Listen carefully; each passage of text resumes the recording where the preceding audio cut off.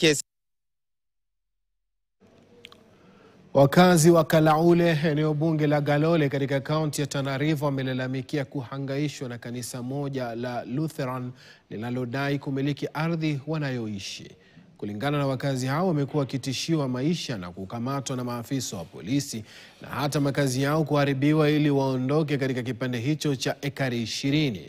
Wamesema licha ya kuishi kwenye ardhi hiyo kwa zaidi ya miaka 20, lakini sasa wanaishi kwa hofu na kupambana na hatari ya kubomolewa makazi yao. Wakazi hao wamelalamika kuwa hawana makazi mengine iwapo wataondolewa katika ardhi hiyo ambayo wameimiliki kwa miaka kadhaa. Aidha, wanaishinikiza serikali kuingilia kati na kutatua utata wa umiliki wa ardhi hiyo.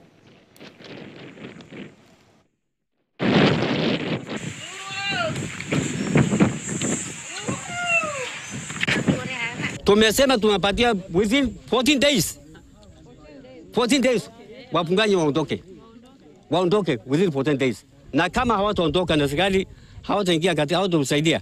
Ikifika hiyo sisi wenyewe tutawajibu. Wanasiasa wetu, bana governor, bunge, ma MCA, senator, women rep wakuja wakanyage hapo waseme sisi ndo tuliwapatia hii ardhi tujue. Kama si wao wamepatia hii ardhi na hawana habari na hii mambo, waje watatue kabla ifike mbali tafadhalini sana. Hapa tulipofika, tumefika kiwango ya mwisho na tumeamua hata kwa risasi hatuwezi kutoka kijiji yetu.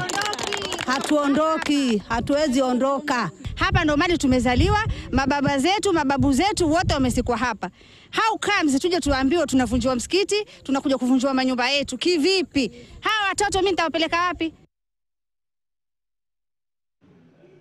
Kipindi cha upungufu wa watalii katika ukanda wa pwani, hasa miezi ya Mei, Juni na Julai, tayari kimeanza, huko hoteli nyingi zikishuhudia idadi ndogo ya watalii ambayo ni 30% tu. Na kama anavyoripoti Tobias Chanji, baadhi ya wadau wanajihusisha na michezo ya fukweni na vyumba vya mikutano ili kuongeza watalii.